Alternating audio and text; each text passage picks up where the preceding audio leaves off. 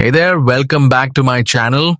In today's video, I'm going to show you how to turn the flashlight on or off on an Android device using a quick and easy method. This feature is very useful when you need extra light in dark places or during emergencies. First, unlock your Android device and swipe down from the top of the screen. This will open the notification panel and quick settings menu.